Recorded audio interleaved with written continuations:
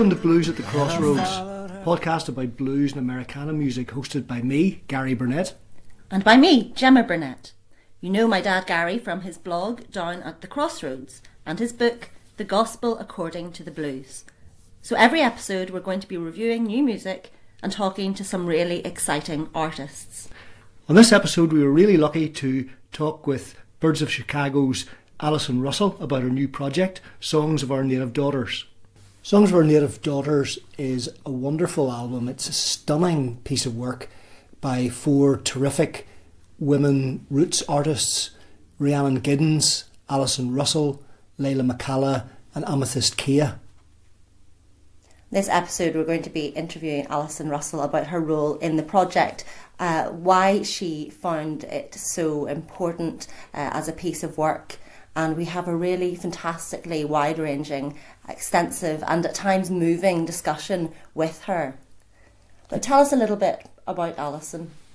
Allison Russell is one half of the Birds of Chicago, really a fantastic Americana group. Allison performs with her husband JT Nero.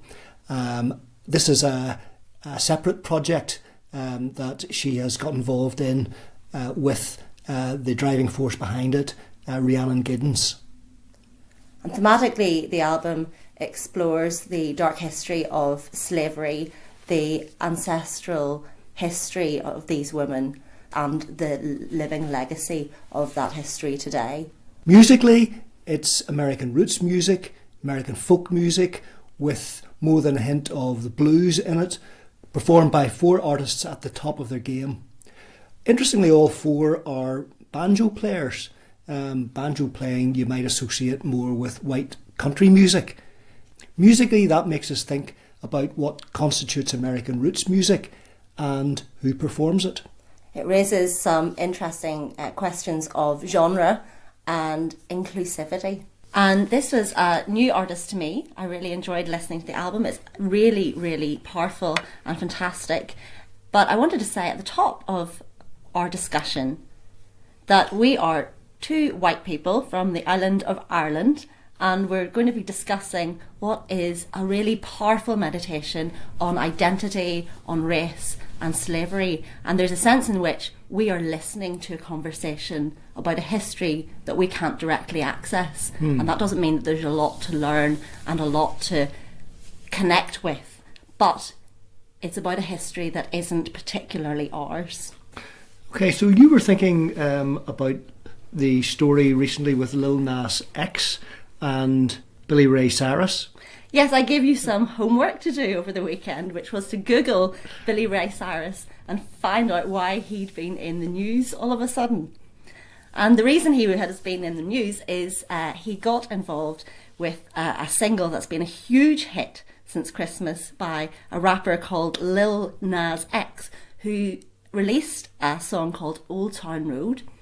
It entered as a smash hit onto the country charts, but was quickly removed by Billboard because they claimed that it wasn't country enough for them. This caused an awful lot of controversy, especially because Lil Nas X is black, and there was a question about how Billboard relates to race and genre. But Billy Ray Cyrus got very excited about it, tweeted at him, "When I got thrown off the charts, Waylon Jennings said to me, 'Take this as a compliment, and it means you're doing something great. Only outlaws are outlawed. Welcome to the club.'" So he jumped on the remix and made this massive hit even more massive. So I think there's a question at the back of our minds about how different genres maybe exclude certain people. And it struck me that an example of this was a few years ago at the CMAs in 2016. Beyonce performed her big smash Daddy Lessons with the Dixie Chicks, which made a lot of people extremely annoyed. Yeah, I've been listening to the Lil Nas X song, and it seems to me there's plenty of country in it. I don't really understand why they have decided to excluded on the grounds of there not being enough country.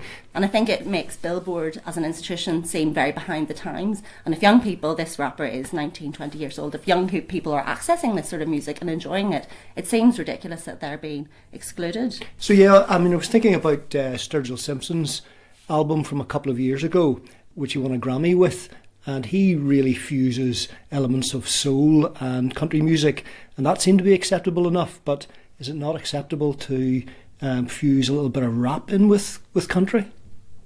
I think that genres are really fluid, and there's no point in having such strict ideas about who can and can't participate. And I think that was something that was really at the back of Rhiannon Giddens' mind when she was conceiving of this project, and the history of how black people have been involved in the very beginnings of country music. In the very first track on the album, Black Myself, they sing, "I pick the banjo up and they stare at me because I'm black myself." And I think there's a really important way in which they are re-examining the history of country and folk music to find their own stories in that.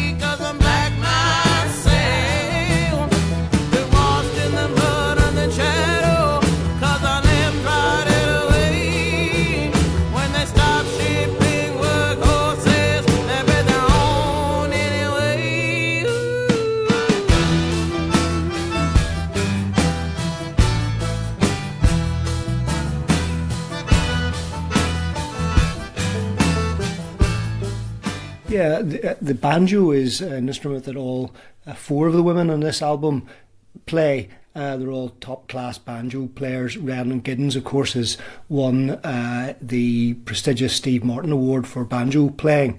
The banjo we associate with bluegrass, white bluegrass music and country music, but actually, of course, it was really a slave instrument. And she has said that, Rhiannon Giddens has said that she wants to put the black back into bluegrass. I liked the way she reimagined the hashtag Black Girl Magic into Black Girl Banjo Magic. I thought that was fantastic. And the album has a real strong theme of this finding women's history, finding black women's history, rewriting stories to actually centre women in those narratives. Yeah, it's a stunning piece of work, actually. Tour de force, musically, lyrically, thematically. And I think Rhiannon Giddens, who has really been the driving force behind the album, said that it was a part of a larger movement to reclaim the black female history of the USA. And that involves some really horrifying stories in this album. It takes a very, very close and intimate look at the realities of slavery, the realities of the rape and the unimaginable abuse that women went through, and it is unflinching in the way it deals with those stories and those issues. And yet there is always this sense of resilience and hope throughout the album, which is really quite remarkable. Yes, and joy and dancing and hope in the face of horror. And that's something that we were able to speak to Allison Russell about, and her passion for these themes and how they relate, in fact, to our present times and the way that we need hope in the face of horror even today. And I think the arc of the album shows that, beginning with a real defiant statement of identity, stories of ancestors, of slavery. The song Barbados is very powerful. It begins with a poem by William Cowper, who was an 18th century English poet who was friends with John Newton, who was a radical abolitionist. And it's a satirical poem describing how white people rely on slavery for their luxuries. And at the end, Rhiannon has created her own modern day version of that.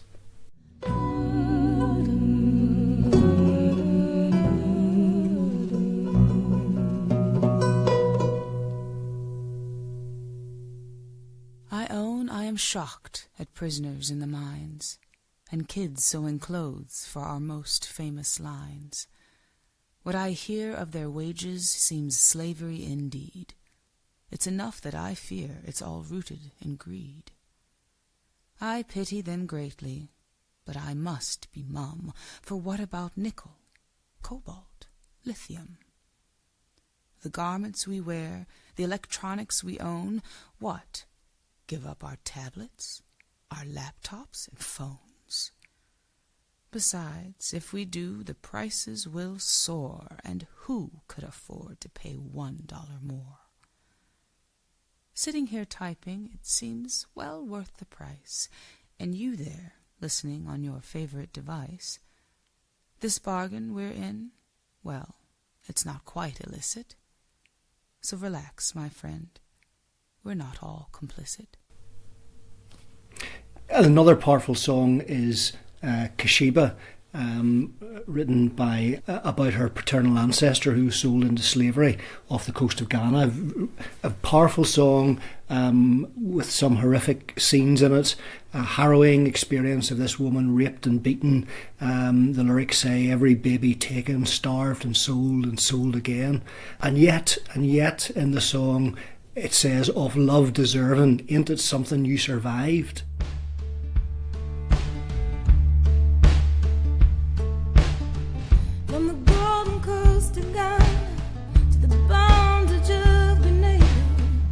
Kept the dream of hope alive.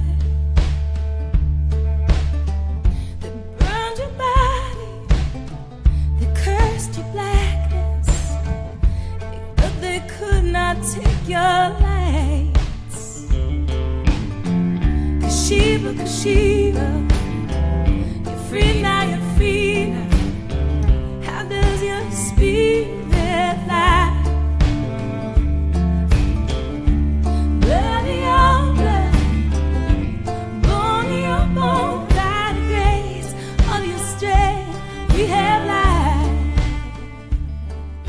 The next song, I Knew I Could Fly, has that real defiance in it as well, where they sing, I carry my scars, and yet I won't live in fear. They sing over and over again, I won't live in fear.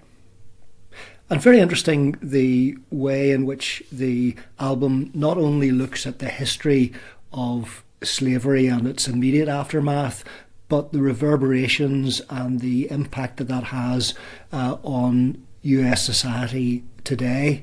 Some of the lyrics say, today they say that we are free only to be chained in poverty. So there's this sense of really coming to terms with the past, the need to come to terms with the past.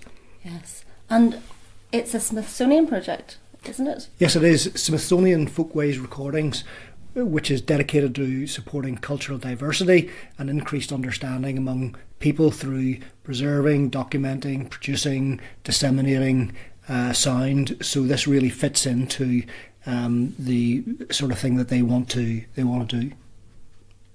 And who are the other artists on the album? The other artists are Amythyst, Kiah, Leyla McCalla, and of course Allison Russell. So these four women, really fabulous roots musicians and artists collaborating together. And it sounds like it was a real passion project for Allison and the other artists. They were able to stay together for 10 or 12 days, and she describes the process to us in this interview.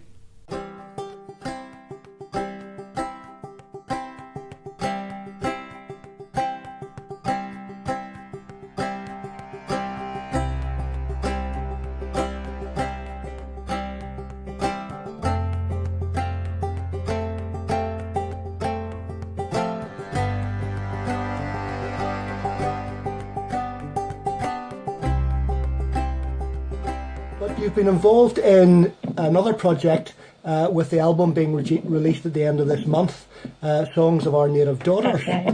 So will you tell us who the major artists involved in that are and what the album is all about?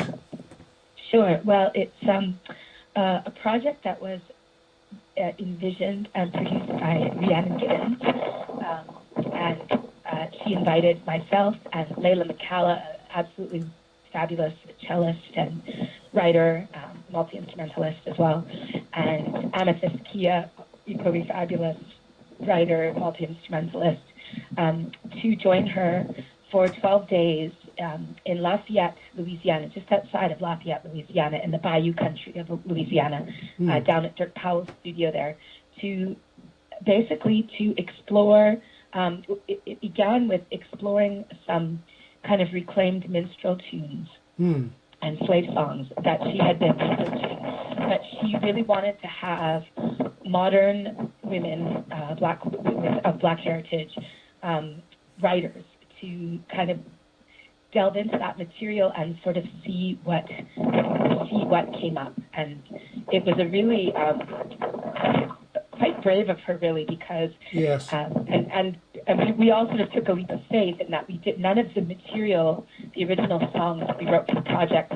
We'd all had some ideas jotted down, that everything was written in those 12 days. Really? So we would be, literally writing, with the exception of Mama's Crying Long. That's a piece that Rhiannon had written previously, but that had not found kind of like a home yet. Yeah. So, but most of the material, and Amythyst had a couple of verses that were floating around to Blood and Bones, but she, it hadn't kind of fully formed yet. And so we had this kind of amazing experience of living together, working together for 12 days, and it was just a kind of a creative explosion for each of us. And there are a lot of there are threads within each of our lives. We're all obviously very different musicians and writers with very different backgrounds. Yes. But we do have in common the experience of being, visible minorities within a country that's still really struggling with the legacy of racial kind of fear and and really a reactionary kind of backlash of hatred that's popped up over the course of the last couple of years, especially. It's become clear that that's not laid to rest, that legacy of slavery is not resting easily by any means yet in America particularly. Yes. And so we were sort of all kinds of things came up. I mean, we were bonding over, we each had shared certain things that will happen. All of us are artists who are working more within a kind of a folk or Americana framework, which is, we are not the majority within that framework. Yes. And so we've each experienced, people usually, I think, meaning well and just not realizing, but like being mistaken for another artist of color. Or, right. Okay. The assumption like, we've already got one banjo playing black. We don't need another one at this festival. Yes. That kind of thing. Wow. And you think, oh my goodness, can you imagine if that same metric were applied to white gentlemen that play guitars? It would be ridiculous. Absolutely. Like, oh no, we don't need Bob Dylan. We've already got Neil Young. Yeah. Never mind. It's silly. It's just so it's so absurd when you sort of extrapolate it to something that's more commonly accepted. But so we were. It was a really interesting where we were all kind of. Delving into our own histories, connecting with, we did a lot of I did a lot of reading leading up to it. I kind of, the name of the project, Songs of Our Native Daughters, it's a reference to James Baldwin's Notes of a Native Son, which was his first nonfiction book that was published in 1955 and was interesting. Yes. I mean, was just as groundbreaking. I mean, this was unimaginable in 1955 what he was writing. And I mean, obviously James Baldwin is a writer and a thinker of vast influence, not just in America but internationally. He was a sage of our times and of the civil rights era, and he bore witness, to all of the Martin Luther King and all of the. He was really bearing witness and writing about it and translating it, and he was so erudite and had this academic approach that made it digestible and understandable for people outside of the Black community as well. Yes. And so we were kind of in rereading that and sort of wanting to have a similar kind of discourse, if you will, or exploration of that uncomfortable history within our times, but from a more kind of woman-centered and obviously musical perspective. Yeah, well, I loved the album, Allison. It was really powerful, but I appreciated that about hearing women's voices and writing women back into history. I thought was exactly. Really strong theme. And I listened to Polly Ann's Hammer for the first time while I was walking to work in the morning, and I just burst into tears in the street. Like, literally, it was so emotional, and just thinking about women's strength and the way that we've been written out of history, and for Black women especially, I know that's especially powerful. So it just moved me so much. Oh, I'm so glad you brought up that song. That's an example of what I'm talking about. So here we're in this process, and we're all kind of bouncing ideas off of each other, and we're all writing madly. The night before we'd be madly finishing 3 songs and then recording them the next day. We finished all the recordings in about 10 days, and then just did a few kind of, harmonies and things like that, overdubs. But most of it was done live and in real time, and the Smithsonian videographer was there kind of capturing some of the process, and it was just everything happening at once. And that morning, it was our last day in the studio with some of the other musicians that were involved, Jason Cipher, who was playing bass, and Jamie Dick, who was playing drums. It was our last day with them, and we were doing interviews with the Smithsonian as well, and Rhiannon was on her way out the door from our shared Airbnb. And she said, it occurred to me, maybe we should write a song from Polly Ann's perspective. And it was like a bolt from the sky had hit me. Amythyst was in the middle of doing her interview, and I started madly scribbling lyrics. Because I just thought, that's brilliant. She's been there all along, hasn't she? Like in that John Henry legends and songs, there's this tossed off line of, he had this woman, Polly Ann, who, when he was sick, picked up a hammer and drove steel like a man, and you never hear about her again. Yeah. And John Henry dies. He's killed by this backbreaking labor, and I just started thinking, well, Polly Ann didn't die as usual. The woman did the job of the man, got on with raising the kids, kept the family together after he died. Yeah. So I was sort of envisioning, here's this hero, this heroine that has been, she's hiding in plain sight all along. She kept the family going. I mean, somebody had to sing those, somebody had to keep the legend going, and it's Polly Ann, she survived, she did the work, and she helped the kids. When Polly had a small baby on her knee, grabbed a hammer in her left hand. Ain't no one as strong as me.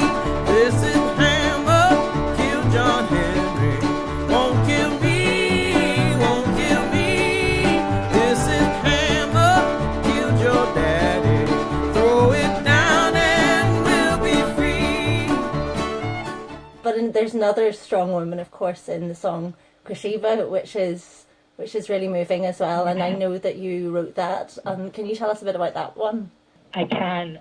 So I was born and raised in Montreal, Quebec, Canada, and I didn't know my biological father growing up. I had a French foster family for several years, and then I was raised by my mom and her husband, and my mom is of Scottish-Canadian descent, and it's a troubled family, and she married a very abusive man, and so the father who raised me, my adopted father, was this kind of very abusive, racist character, and I didn't know what it was to have a real father, and then when I was 30, I got very curious about my other side, because I was always, one of these things was not like the others. There was always having to explain, yes, that's my mother. Yes, she's my biological mother. Branches of the family who weren't particularly accepting of her, born out of wedlock brown child. But I ended up, my uncle, my mom's older brother, ended up helping to find my biological father, because they just been children. They were in high school when she got pregnant, and my biological father had been studying in Montreal, finishing high school in Montreal from Grenada, which is a tiny little island nation, or 3 little islands really that it's made up of, very close to Trinidad and Tobago in the West Indies. And he finished his education in Canada, and they'd already broken up, and he'd gone back to Grenada by the time she realized she was pregnant. So I never met him.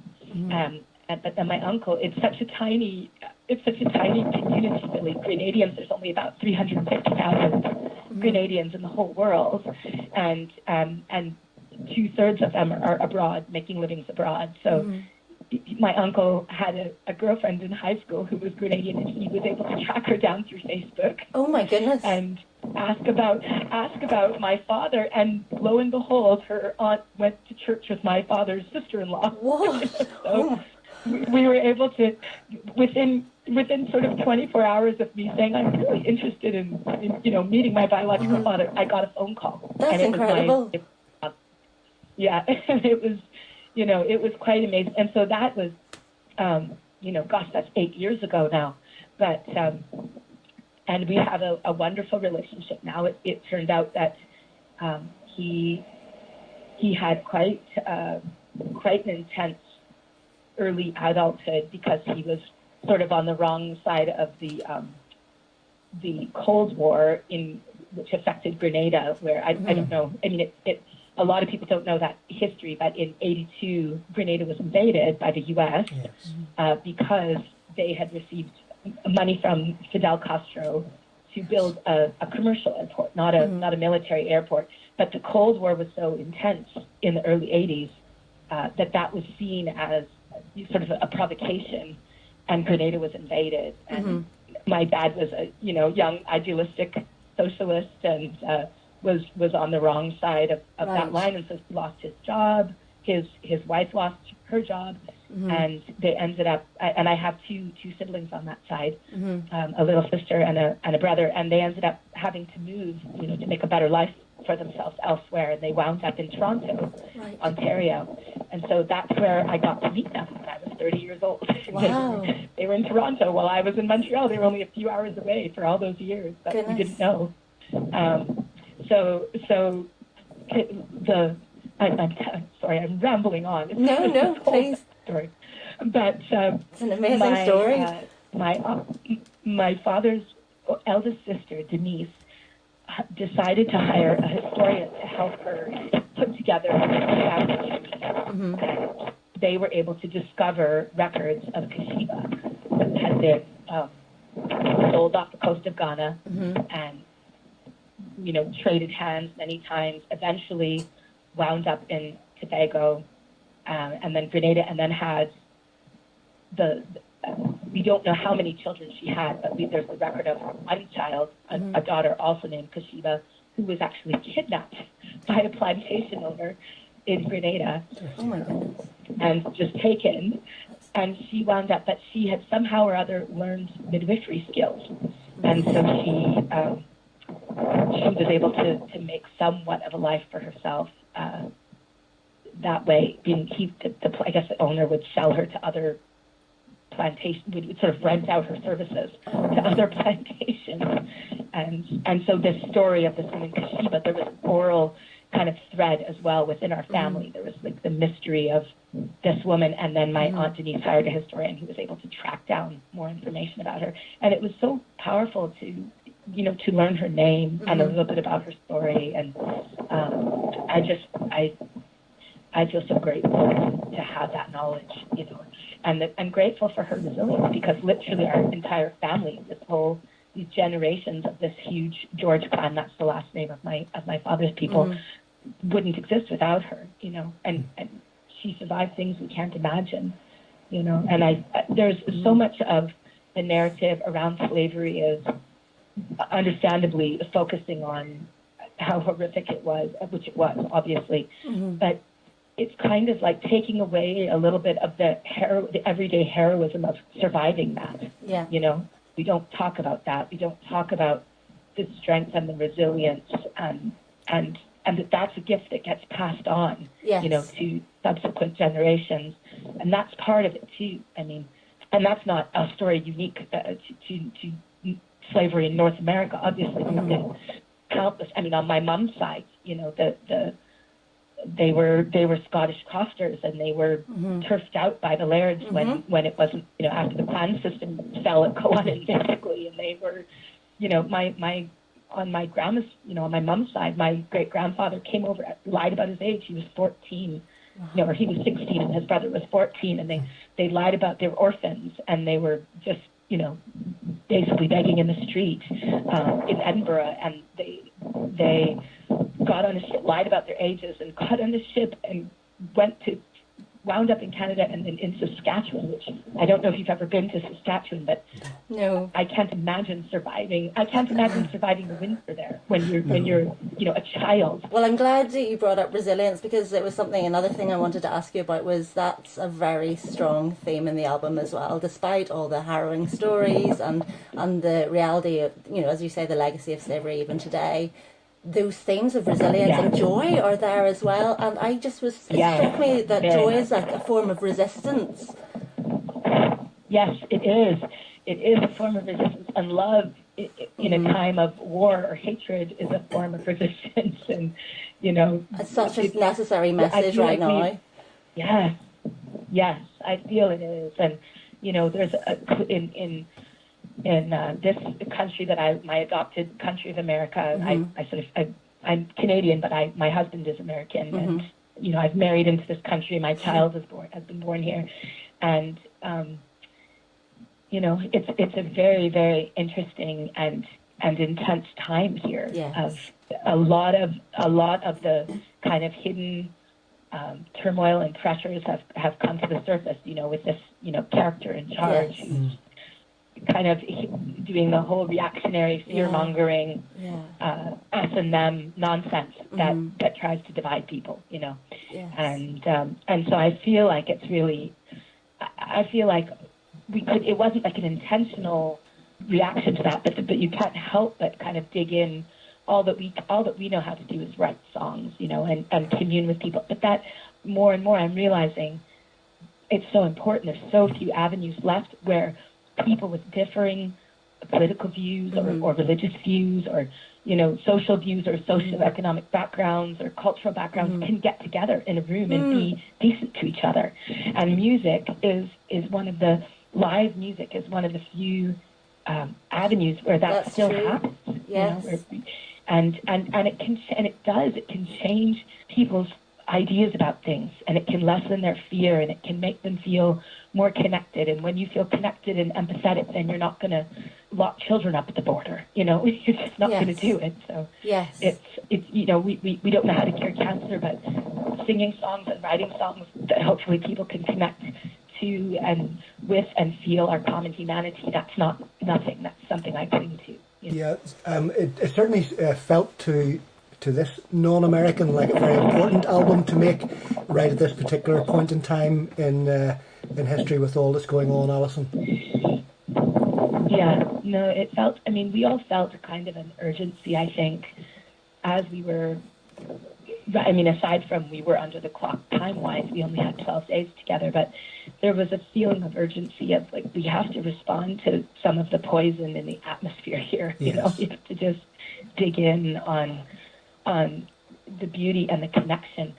Another theme in the album that really emerged, I noticed, was this idea that the separation based on a superficial visual trigger, like someone has dark skin, someone has pale skin, is so false.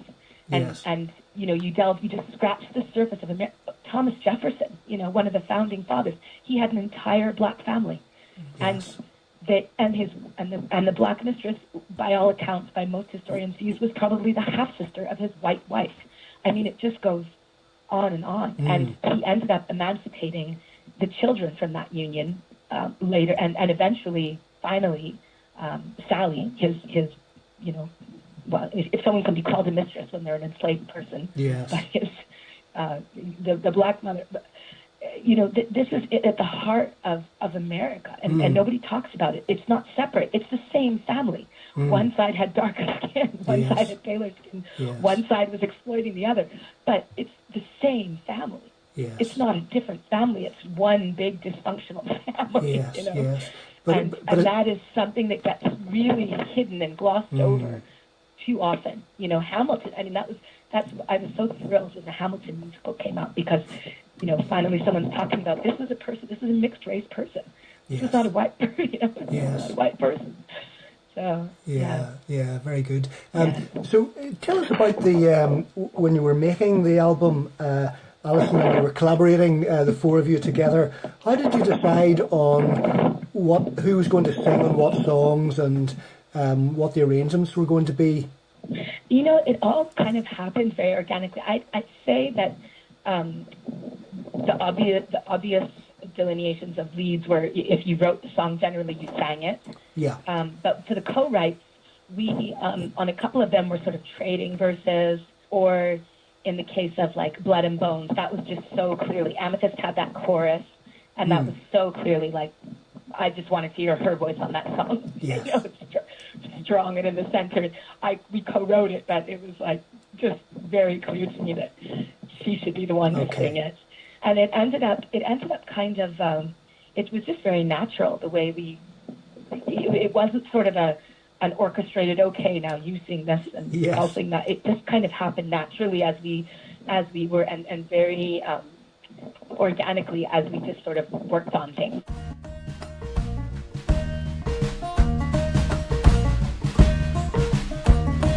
Blood and bones are what we're made of, not enough steel to reconcile. Crying out into the darkness, one sure way to feel alive. Demon mouths lined with halos, thinly veiled, but no surprise. Rest assured, welcome surplus of systematic life.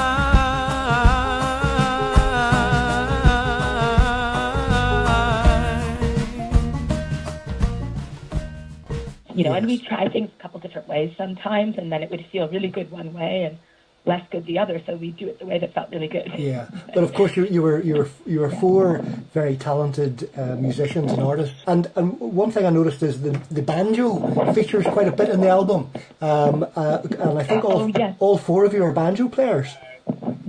Yes, we are, and we all play different banjos, which is amazing actually. That was all Rhiannon.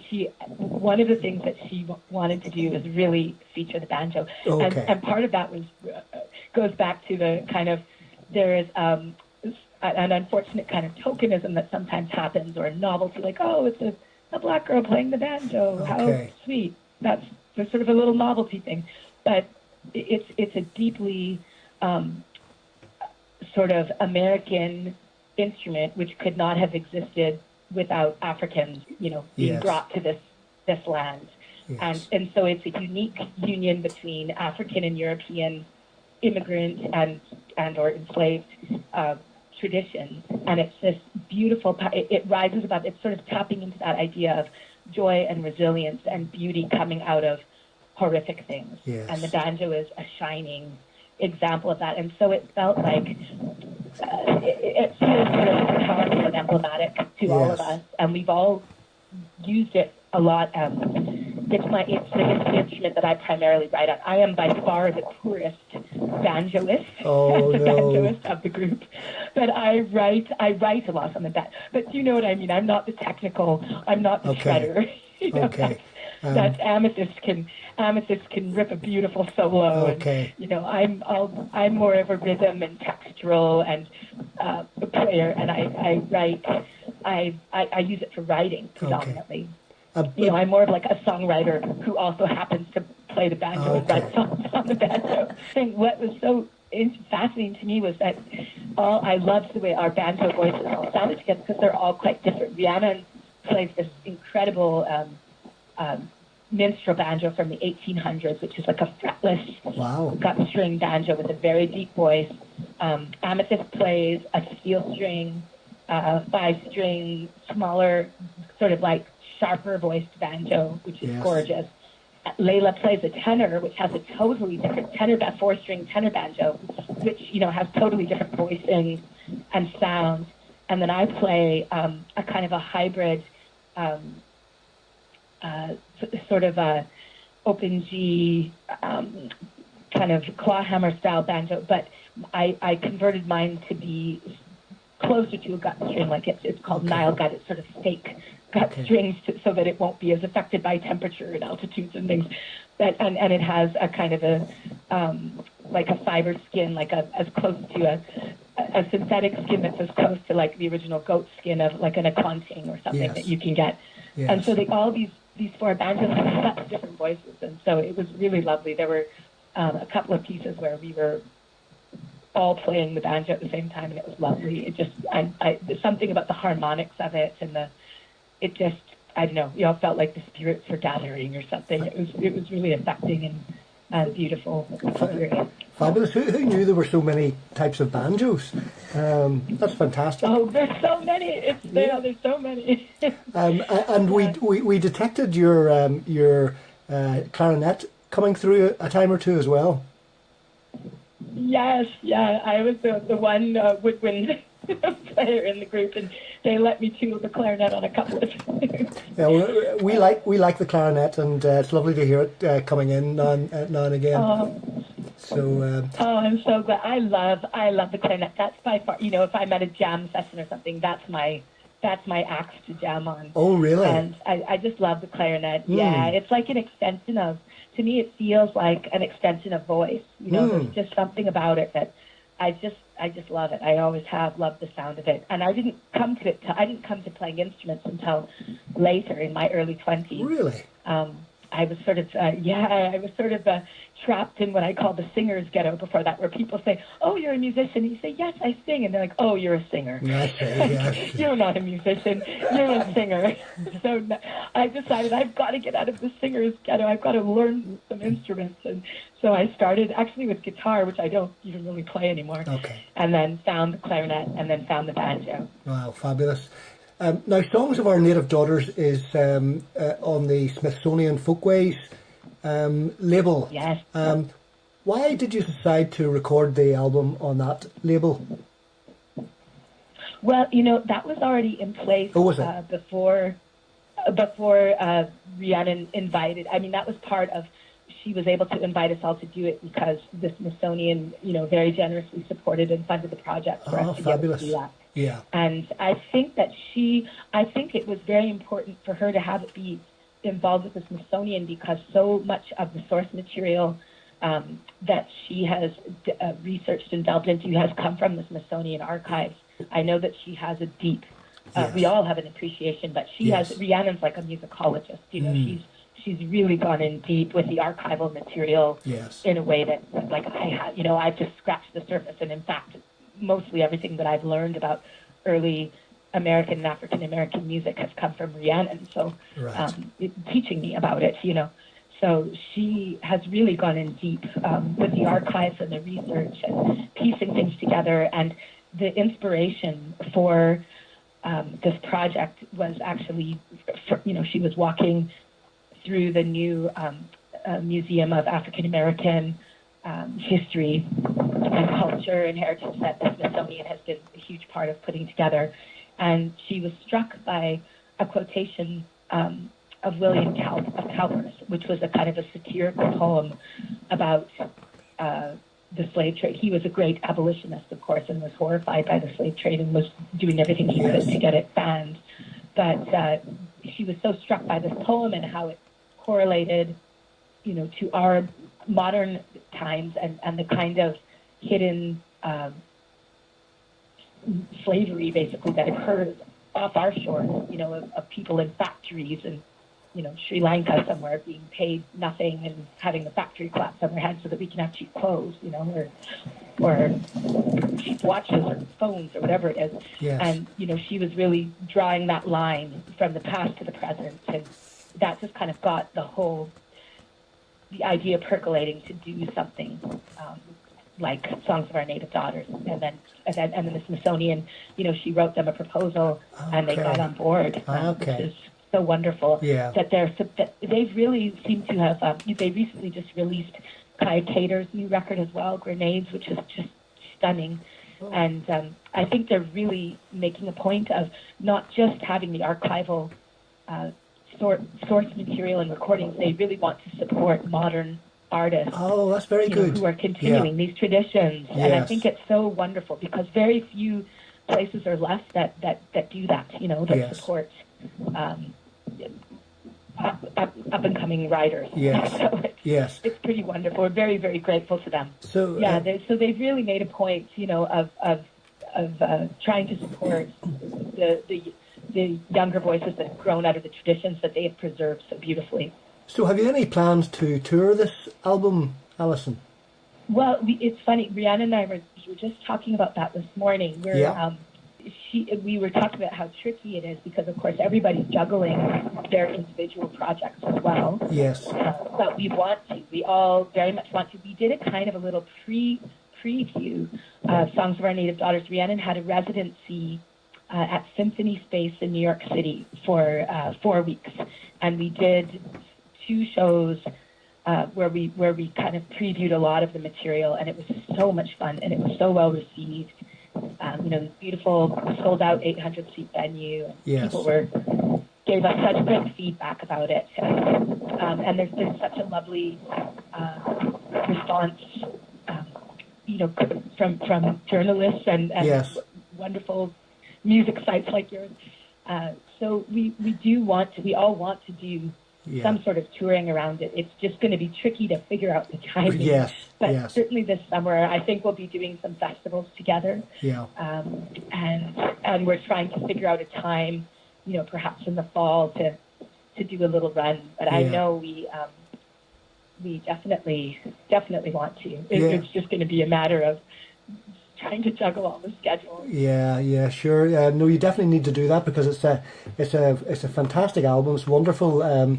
Music's great, and of course the themes are so very important. So you definitely got to do that. I know that you're touring hard with the Birds of Chicago. You have been, Allison, but you've another project coming up in March, playing a number of venues with Luther Dickinson and Amy Helm. Now that is some lineup. That's a show that I would definitely love to see. But your Birds of Chicago album, Love in Wartime, is a fantastic album and has gone down really, really well. You must be delighted with the way that's been received. Oh, we're thrilled about it. We feel so grateful, and it's just been such an inspiring, year. Well, we'll be coming up on a year since it was released at the end of May, and it's just been such an inspiring year of getting to connect with people all over the. We came to Ireland with it. We went to Scotland and England and the Netherlands and a little bit in Germany and Canada, of course, and the US. And we've just been having. It's been really lovely, and we're so grateful, for people listening and coming out to support the shows and things. It's such. It's we definitely don't take that for granted, and we're so grateful for it. And so Luther and Amy have become like family to us. Like Luther and his wife and their daughters are here in Nashville now as well, and we've relocated here within the last year. And our little girls have a band together. Fantastic. They all love each other, and they go to the same school, and it's just become it's become quite a family affair. Yes. And and Amy as well. Amy, it's funny because that record that we're supporting with that tour in March. It's coming out on New West on March 22nd, Sisters of the Strawberry Moon. But we actually recorded it 3 years ago. Oh, really? And I just sort of, and that's how we really got to know Luther and got to know Amy. And, we spent Thanksgiving with Amy and her family the last few years. Like, we've become, all of these projects have grown out of it. And JT and Amy have started writing a lot together. And, Luther is, we all of this kind of happy collaboration and deep friendship has ensued, but we all sort of thought, I guess New West has shelved it, it's not going to come out. But then, lo and behold, they're releasing it in Oh, March. wow. So That's we were wonderful. also pleased to have an excuse to tour together. Oh, well, we'll, go, we'll look forward to that. Alison, thank you so much for being so open with us. Yes, thank you. It's been lovely it's to a talk to you, pleasure. Alison. So, It's been such a pleasure speaking to both of you, and thank you for actually listening to the record, and not saying, how would you describe your music? Appreciate you very much. Well, we loved it, so it was wonderful to hear, so thank you for sharing it with us. Oh, wonderful. Thank you so much. All It right. was just a joy speaking with both of you. thank you so much. In my little evening sky, everywhere you are, we have love. You're not alone.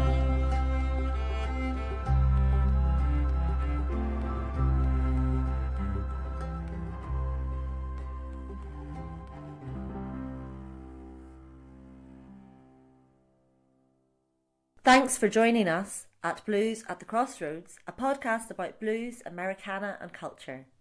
Special thanks this week to Allison Russell for her time and tremendous insight. Her collaborative album, Songs of Our Native Daughters, is out now. Blues at the Crossroads is hosted by Gary Burnett and produced and co-hosted by me, Gemma Burnett. You can see more reviews and articles on the blog downatthecrossroads.wordpress.com and follow us on Twitter at Blues and Faith. Next time we will be interviewing the Lovell sisters who formed the band Larkin Poe, so subscribe to the podcast. See you next time. Ooh.